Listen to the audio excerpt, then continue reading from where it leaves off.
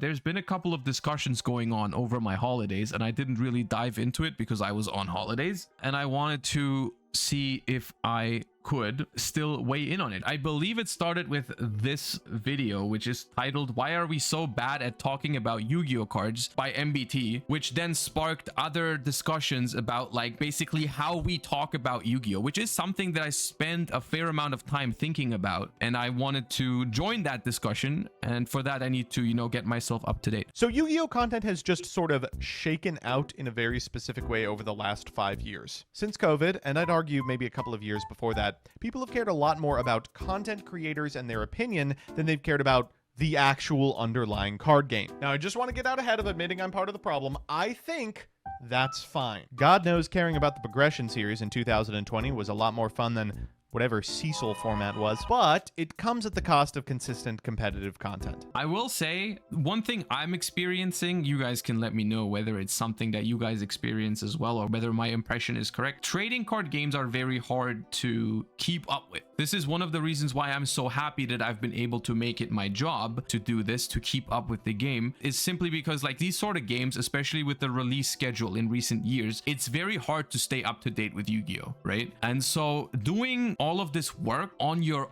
own is a very, very tough ask. New set comes out, I have to read through all the cards, I have to evaluate for myself what is good, what is relevant now, what is irrelevant, and you know, all that kind of stuff, right? It's only natural that you go somewhere to look for other input. Whether it's go watch a tier list on whatever, go watch a ban list reaction, go watch a set review of the newest set, whatever. This is why people consume content, right? I mean, it only makes sense, right? It's a very natural thing, and I'm sure people do the same in other card games, right? They want someone else to look at this set of 100 new cards into the game and tell them what is good, what is bad. You go to someone, a content creator that you trust. It's a very, very normal thing. I do this. Why would you do everything from scratch when there is resources out there? This is not even exclusive to card games. People do that in every single game. You go watch freaking guides or anything like that just to save time, because time is precious. I would argue if you watch someone who creates good Yu-Gi-Oh content and knows how to explain, you know, why a card is good or why a deck is good, explain it well, and you follow their thought process, you learn how to evaluate things, right? That's why a lot of these articles mirror the same type of language that you would see in a YouTuber style breakdown. The people who are writing it are responding to the wants of a community that has largely displayed they want to see the Bussy Boy and Farfa argue for the 50th time more than they want to see a breakdown of what the Sun Avalon combo actually looks like. Maybe this is just a different perspective because of the kind of community that we've fostered. I'm pretty sure the culture in MBT's chat is different than it is here, but I feel like we don't have that problem. I feel like if I set the tone for it to be a serious discussion, we have serious discussions, right? Like we can have that. We have the trolling and all that and the pent best deck and all that in the right moments, but I do feel like this could be an issue of different Twitch streamers having just fostered a different community by year-long content creation in a certain way, right? But one thing we absolutely can change from the perspective of an individual duelist is our mindset. It is good to practice skills like card evaluation that usually don't get tested. It's a strength to be able to elucidate why every single card in your deck is important without pointing whoever's asking to a Jesse Cotton video. And only when that understanding is commonplace will we finally receive Yu-Gi-Oh reporting that doesn't read like a Maddox article from 2009. Okay, I don't know why we're so focused on articles. Maybe that's because he's coming from partially a Magic background, and maybe Magic has a more focused on articles culture, but I'm pretty sure that like it's as simple as articles are not the premier way of creating content anymore. If I'm going to create competitive content, I'm not going to freaking write an article. Maybe that's just me, but I don't think articles are a 2024 way of really conveying information the best. But like, does it really matter which form you're conveying the information? I mean, like, there is detailed competitive content out there on YouTube, as simple as that. I think there's a couple issues with competitive Yu-Gi-Oh content that I'm constantly trying to work on or find solutions for. One is that like Yu-Gi-Oh is a niche still, even though a relatively big one, and then the people that would actually go and consume in-depth competitive content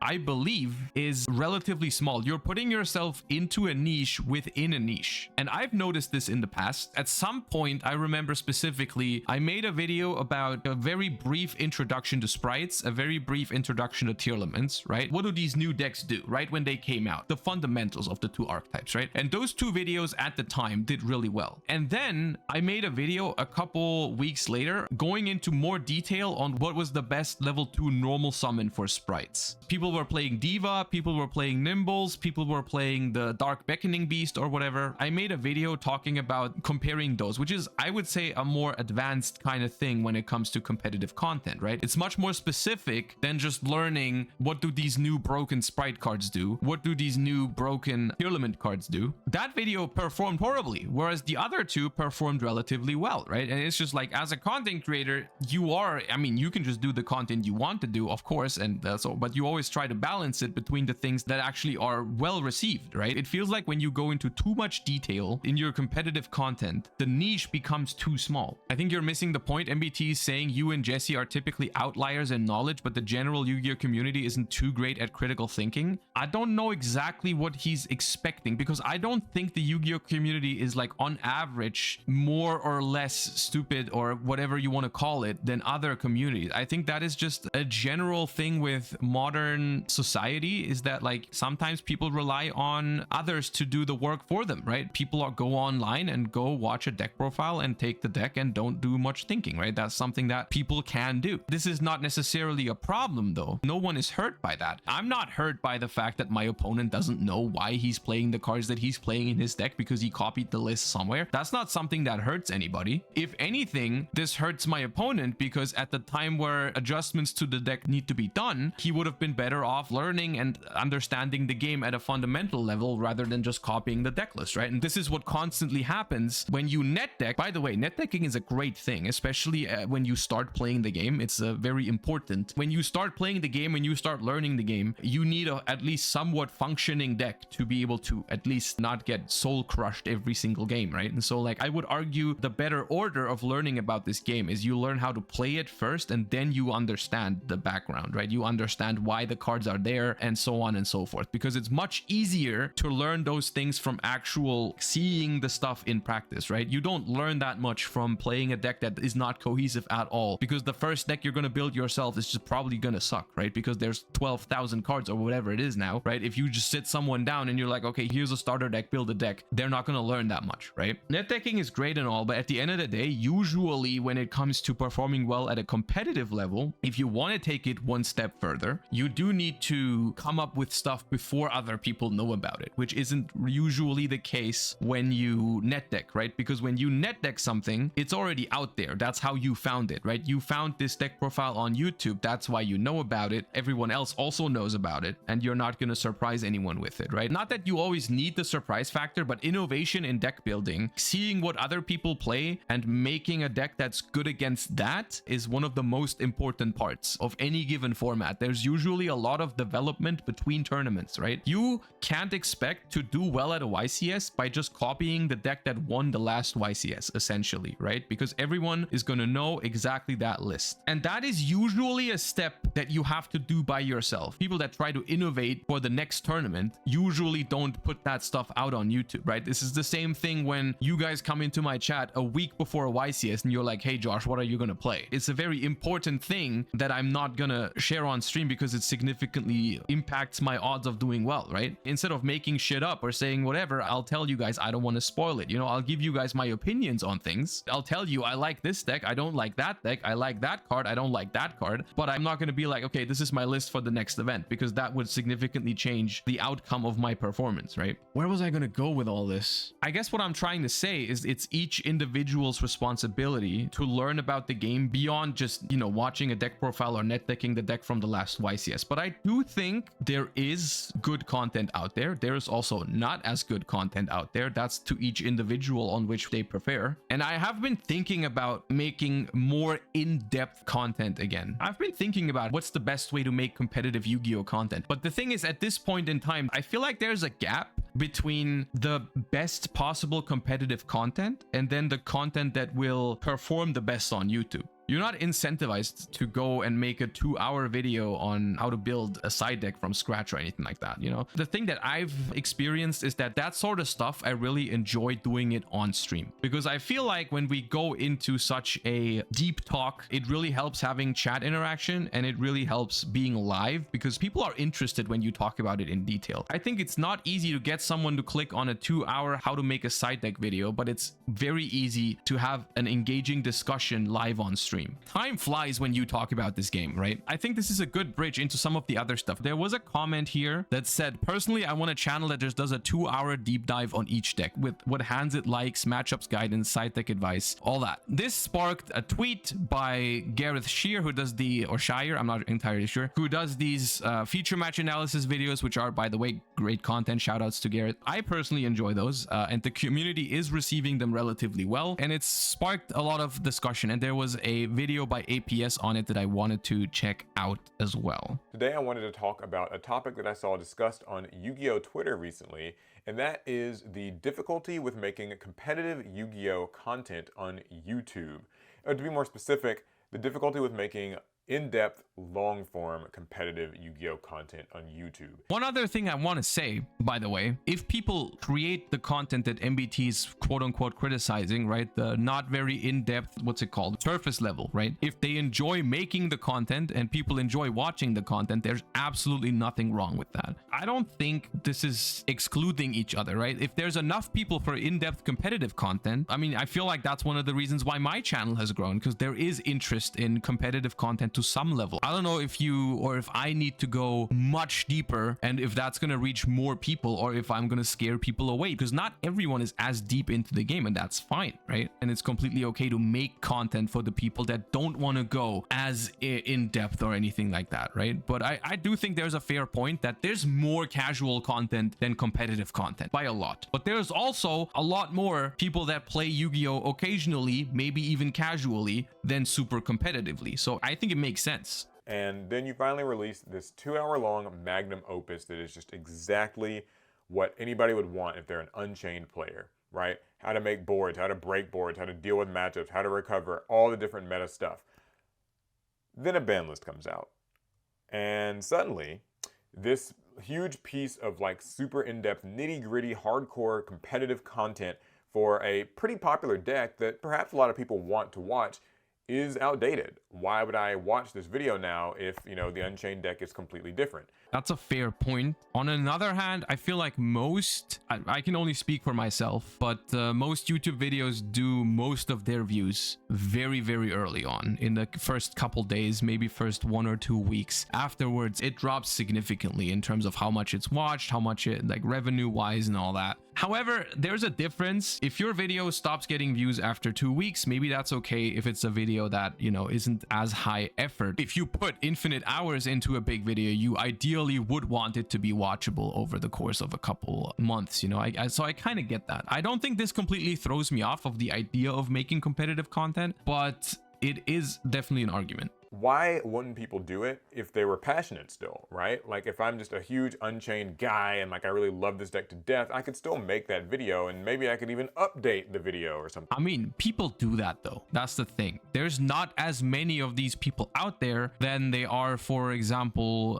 casual content creators or anything like that, or more surface level content creators. But people do that, right? The entire channels are dedicated to specific decks. Pac was in chat for a couple minutes ago saying like he literally made a super in detail video on Unchained, how to like combo around Nib, best line against the Bestial, and so on and so forth. Like the content is out there. It's just that, like I said, it's very niche. The only way you could make competitive content really work on YouTube is if you made it appealing to more casual viewers as well, which is very, very hard for super competitive content because it is sometimes a very dry subject. Like you need to care about Unchained a lot to be able to watch, I don't know, 30 minutes, an hour or whatever of a video breaking down different Unchained combos on how to play around Nib, how to play around Druisworm. Like, why would I watch that if I'm not into Unchained, right? And if your potential viewer base goes from all the Yu-Gi-Oh players to just the people that play Unchained, it's a massive hurdle to get over, you know? My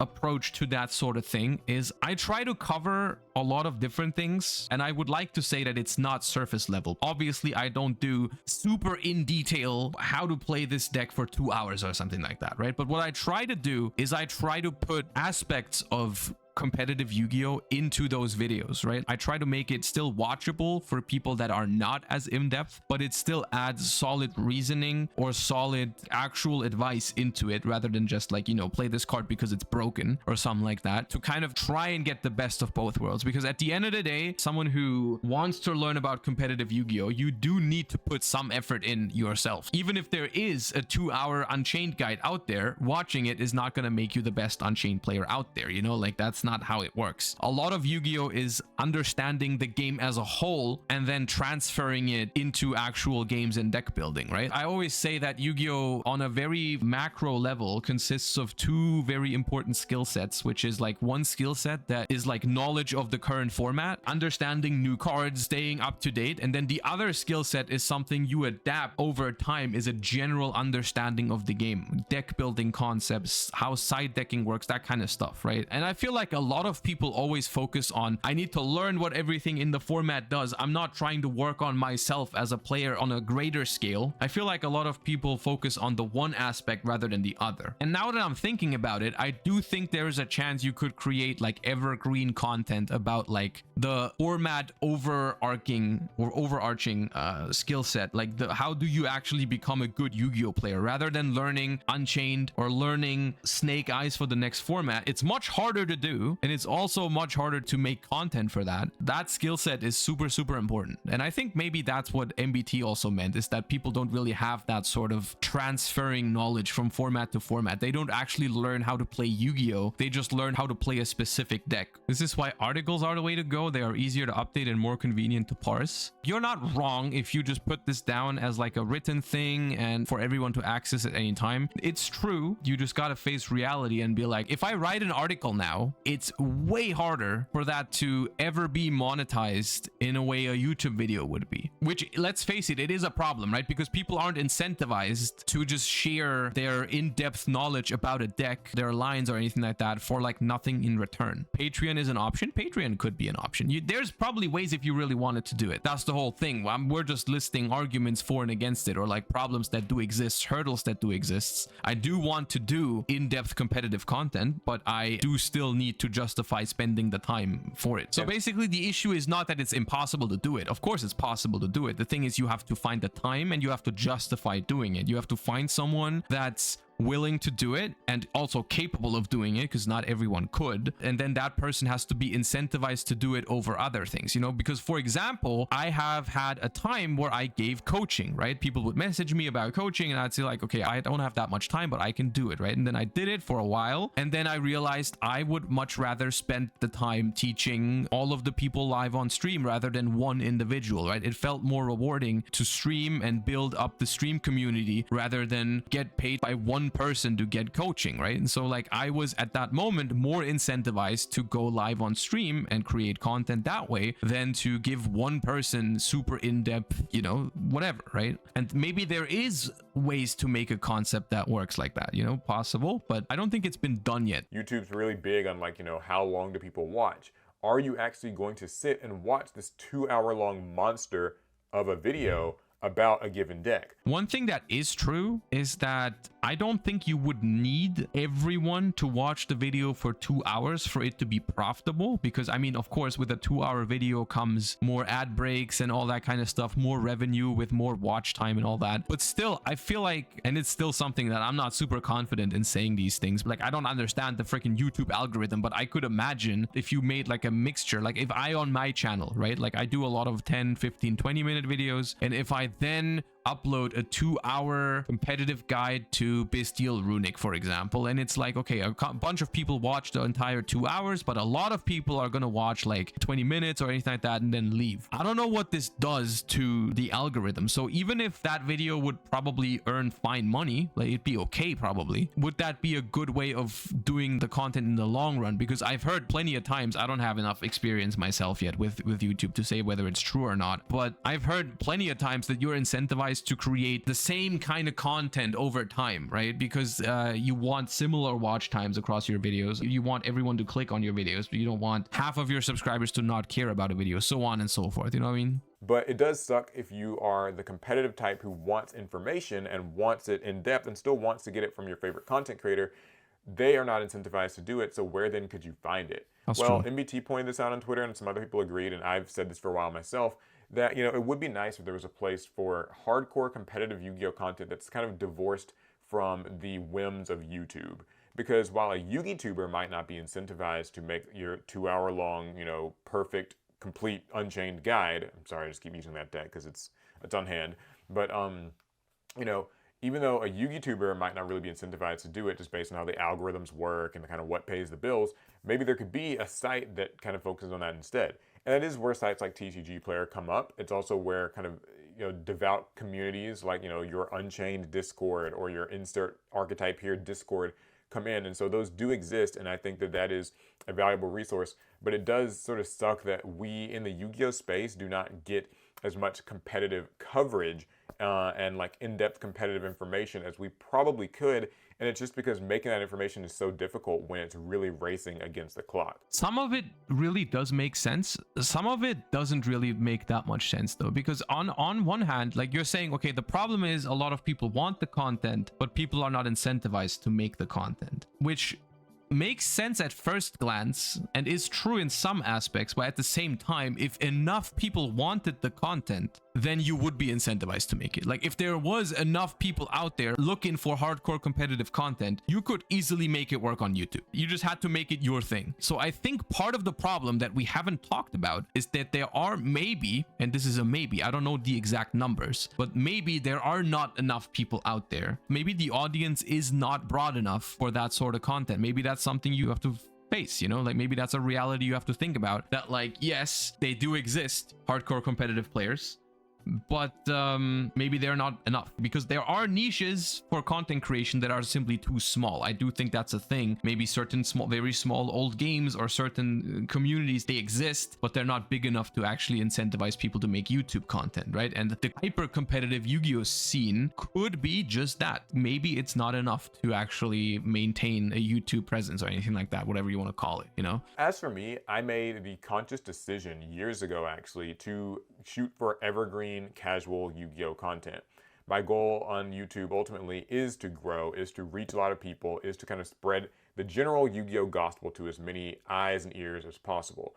And so I figured that the best way to do that would be to make, you know, much more casual, broadly appealing content that has a bit of a longer shelf life to it. I mean, let's face it, that was from their perspective probably the right decision. You know, it did work better. If you look at current Yugi tubing, you know, the quote unquote casual, without that being meant as an insult whatsoever, the casual channels are much bigger than the other ones, right? If you look at Team Sam, you look at Simo, you look at APS, those are some of the biggest Yugi tubing channels out there, because that sort of content just has a broader audience, right? They don't get everyone in the Yu-Gi-Oh space, you know, because some more competitive players don't like the too casual content, you know what I mean? Like not everyone wants that as well, but there certainly are large portions of people out there that want that sort of content, right? But when it comes to competitive Yu-Gi-Oh, I just think what they're asking for here is like, okay, and I do notice that myself, is that the people that do create competitive content, let's say Pack or myself or Jesse or anything like that, we are not incentivized to go as in detail as we potentially could, if that makes sense, right? If YouTube incentivized me, or if Twitch incentivized me to do it, I could make much more in-detail content, in-depth content than I currently am doing, right? Because that's just the thing on YouTube, is that at the end of the day, you do have to be somewhat entertaining, and I try, and I hope it works. I hope you guys enjoy the streams and all that kind of stuff, but I feel like there always has to be that sort of balance, right? You can be super entertaining and then the quality of your information doesn't matter as much, but on the other end of the spectrum, I think there is a barrier, because the quality of your information can be super high, but you can't be completely non-entertaining. I feel like that is something that doesn't really work. So it works on the one end, and this is why we have the extremes on the other end. This is why we have the super casual content creators, because that works.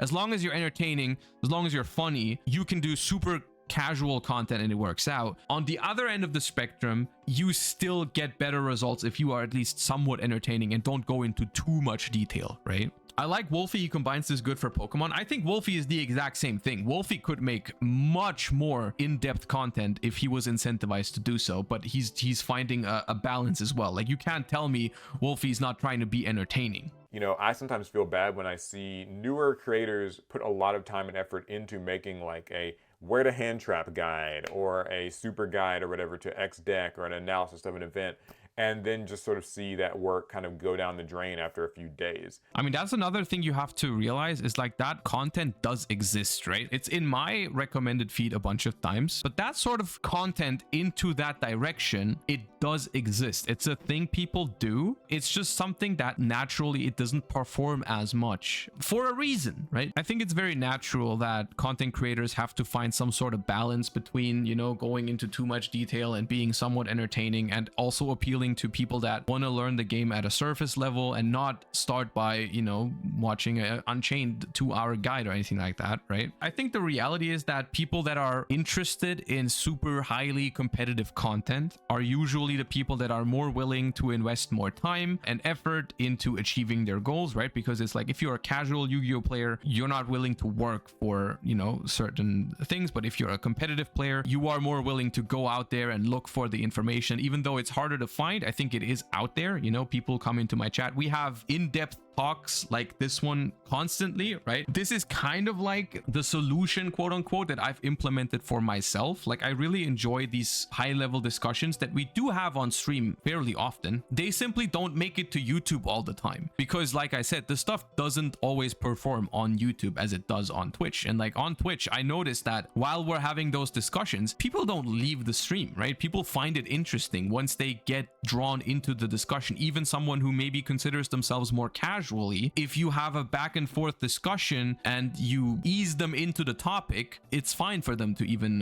watch it. Drops under 2K exactly this moment. Okay, fair enough. So it makes it a little bit less incentivizing for a person to focus hardcore on, like, you know, really getting that nitty-gritty competitive stuff going. So just to get this to a close, like I said, competitive content is tough to make. I think it's tough to make because I personally would love to. You guys know, whenever we have in-depth discussions about Yu-Gi-Oh, I love that shit so much. I can drag that shit for 2 hours. Like, we've had those talks on stream, right? You remember the talks. I love talking about this game in as much detail as you guys want. And I've been constantly thinking how to make more of that sort of content because I would love to. There's nothing I would love to do more than go even more in detail on the content that I do about Yu-Gi-Oh, right? In my current position, I don't feel super incentivized to make that happen on YouTube. I've been thinking about making it a more regular segment on stream where I look for topics beforehand that we can talk about, that we can discuss, to not only teach you guys about stuff that's currently going on, but like the fundamentals of the game itself. There's not that much like, okay, how do you actually become a good Yu-Gi-Oh player? Because you're not going to be a good Yu-Gi-Oh player if you learn one specific deck, if you learn one specific meta. That stuff is important and it's repeated work you have to do over and over and over again. But the most important thing probably is learning something along the way